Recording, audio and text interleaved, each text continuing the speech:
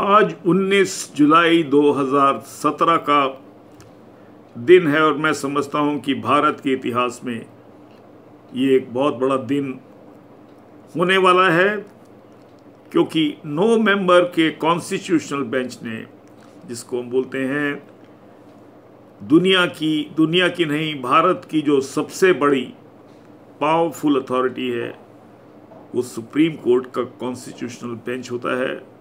क्योंकि supreme court के constitutional bench Lok Sabha के बिल को भी ओवरराइड कर सकता है, प्राइम मिनिस्टर को भी ओवरराइड कर सकता है, और उसके साथ साथ पूरी हिंदुस्तान की सरकार, अगर इस कॉन्स्टिट्यूशनल को बेंच को ये लगता है कि इन्होंने ये काम करके हिंदुस्तान की कॉन्स्टिट्यूशन को वायलेट किया है, तो वो हिंदुस्तान की ब्यूरोक्रेसी द्वारा भी जो काम किया गया उसको उठा के बाहर फेंक सकता है। आज जो ये 9 जजेस का बेंच है, ये एक बहुत बड़े मुद्दे के ऊपर फैसला देने जा रहा है कि क्या किसी हिंदुस्तान के नागरिकों को प्राइवेसी का अधिकार है कि नहीं है।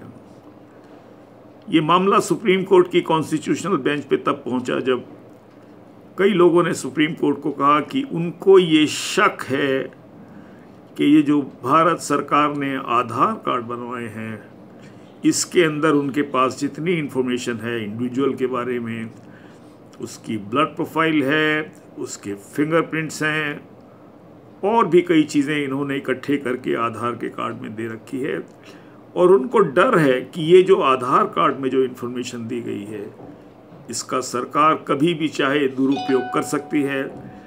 और इस बारे में मैं भी इस चीज़ से सहमति रखता हूँ कि जब हम आधार कार्ड की बात करते हैं तो हमारे देश में क्या हमने इस चीज़ के सेफगार्ड्स लिए हैं कि आधार कार्ड में जो भी इंफॉर्मेशन है वो सरकार लेकर उस आदमी की इंडिविजुअल लिबर्टीज़ के ख़त्म करे और उसको सर्विलेंस पे यूज़ करे। तो एक बहुत बड़ा सवाल है जिसके ऊपर 9 मेंबर की बेंच आज फैसला देने वाली है। दरअसल इसके अंदर ये रहा है कि अगर आप मेरे से पूछें तो हमारा राइट टू प्राइवेसी जो है वो ऑलरेडी बिल्ट इन था इंडिया के कॉन्स्टिट्यूशन में। मैं आपको उसका रीज़न बताता हूँ। हमारा जो फंडामेंटल राइट है अंडर आर्टिकल 19, अगर आप पढ़ें, और मैं चाहता हूं कि आप लोग एक पेपर बैक ले आएं कॉन्स्टिट्यूशन की, उसको पढ़ना शुरू करें, आप उसमें आर्टिकल 21 कहता है every citizen shall have a right to life and liberty.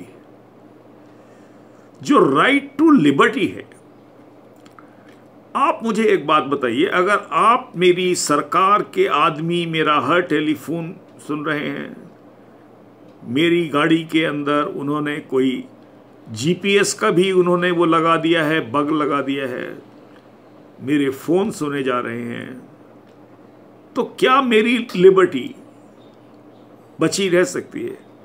अगर मेरे टेलीफोन बग करके, मेरी चिट्ठियां खोल के, मेरे ईमेल खोल के आप क्या कर रहे हैं, मेरी आज़ादी ख़त्म हो चुकी है।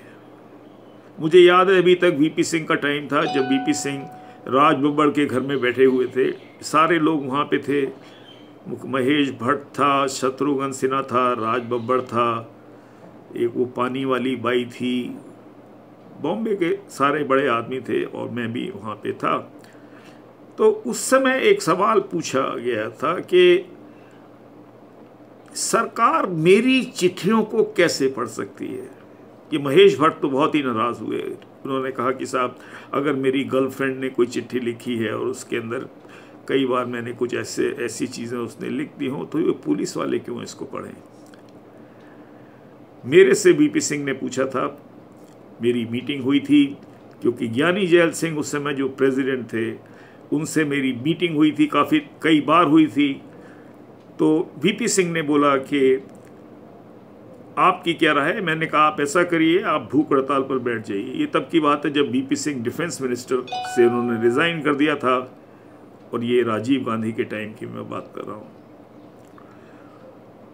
वीपी सिंह ने मुझे बोला, विश्व बंधु, मैंने कहा आपकी जिस दिन तीसरा या चौथा दिन होगा आपकी हंगर स्ट्राइक का, आप भूख पे होंगे, उस दिन इस देश में एक बहुत बड़ा इस सरकार के ऊपर दबाव पड़ेगा कि वो सारी चीज़ें जो जनता से छुपा के रखना चाहती है उनको आउट करे।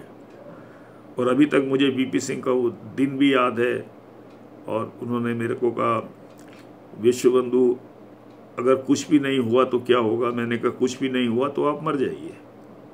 अगर आप भूख हड़ताल पर जाते हैं और अगर आपकी बात डिमांड नहीं मानती तो मैंने कहा आप मर जाइए। खैर उसको आप छोड़िए। ये जो 9 मेंबर का बेंच है, इसमें बेसिकली है आधार को लिया गया है कि आधार को कितना राइट है गवर्नमेंट को आधार की, और उसकी सीक्रेसी क्या रहेगी। एक तो सवाल ये है। एक उन्होंने 8 जजेस के बेंच ने 1954 में कहा था, और मैं उस चीज़ से एग्री करता हूं कि जिस सिटीजन के पास प्राइवेसी का राइट नहीं है, आप उसके पास लिबर्टी का राइट खत्म हो जाता है। अगर मैं कुछ भी लिख रहा हूं ईमेल पर, अगर वो सारी की सारी ईमेल जो है वो गवर्नमेंट के ऑफिसेज में टेक्नोलॉजी के अंदर है, मेरे को कोई फ़ोन करता है उसकी इंफॉर्मेशन है, तो क्या मेरी right to life and liberty article 21 के अंदर जो इंडियन कॉन्स्टिट्यूशन में लिखी है, वो उसकी प्रोटेक्शन कौन करेगा? ये सवाल आज सुप्रीम कोर्ट देने वाली है। दूसरी जो इसके अंदर एक सबसे बड़ी चीज़ है जो मैं समझता हूं, वो ये है कि हमको आधार कार्ड बनाने की एक अलग से नई एजेंसी बनानी पड़ेगी। एक बात मैं आपको बता देता हूं, नरेंद्र मोदी का रिकॉर्ड इंस्टीट्यूशंस बनाने के अंदर 0 है। नरेंद्र मोदी नहीं चाहते इस देश के अंदर लोकपाल बिल आए। नरेंद्र मोदी नहीं चाहते कि चुनाव सुधार हो। नरेंद्र मोदी नहीं चाहते हैं कि आधार कार्ड ऐसी एजेंसी बनाए जिसके ऊपर सरकार का कोई प्रभाव, कोई उसमें हस्तक्षेप ना हो। नरेंद्र मोदी नहीं चाहते कि सीबीआई को ऑटोनॉमी आए। नरेंद्र मोदी नहीं चाहते। ये सारे काम उन्होंने तभी भी किए थे जब ये गुजरात में 15 साल तक उसके चीफ मिनिस्टर रहे थे, और वहां पे हत्याएं हुई थी। मैं ये सब बातें इसलिए बोलता हूं कि ये भाषण देने की, लफ्फाजी की अगर बात करते हैं मोदी, तो भाषण तो हम लोगों को भी देने आते हैं, हमें भी पता है।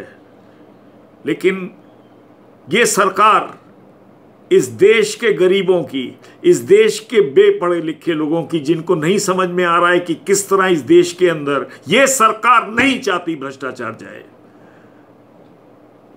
ये एक बड़ी, खैर हम लोग जजमेंट का अवेट कर रहे हैं। मैं 100% सर्टन हूं right to privacy Supreme Court का कॉन्स्टिट्यूशनल बेंच अपहोल्ड कर देगा, और साथ साथ सुप्रीम कोर्ट, मेरे को लगता है ये एक ऑर्डर पास करेगा कि ऐसी एजेंसी बनेगी, ऐसी कोई प्रोसीजर होगा जिसके अंदर अगर हिंदुस्तान का प्रधानमंत्री भी अगर जानना चाहे कि क्या इंफॉर्मेशन है, वो हिंदुस्तान के प्रधानमंत्री को ना मिले। लेकिन मैं जाने से पहले एक सिर्फ मैं स्पीच सुनाता हूं। मैं कभी भी, मेरे को इस देश के, दुनिया के अंदर लगता है मार्टिन लूथर किंग, जहां स्लेव्स थे, निगर जो बोला जाता था ब्लैक्स को, वो स्लेव्स के लिए बोला जाता था। मार्टिन लूथर किंग की हत्या हुई उसके बाद, और मैं उनकी ऐसी स्पीच आपको जरा सी सुना दूं जिसको सुनकर आज भी हर आदमी के रोंगटे खड़े हो जाते हैं। अब सुनिए। Live out the true meaning of its creed.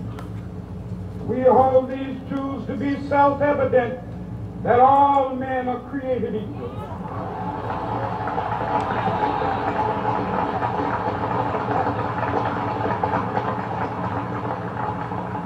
I have a dream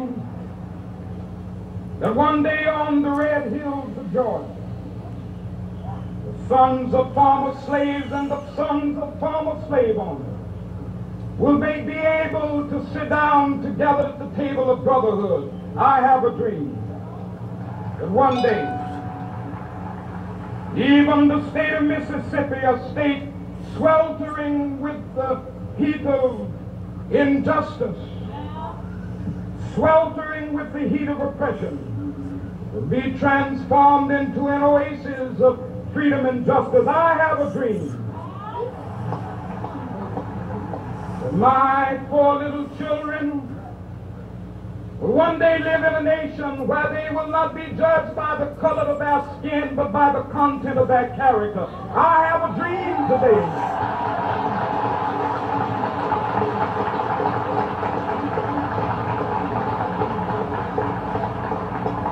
I have a dream that one day, down in Alabama, with its vicious racists, with its governor having his lips dripping with the words of interposition and nullification, one day right there in Alabama, little black boys and black girls will be able to join hands with little white boys and white girls as sisters and brothers. I have a dream today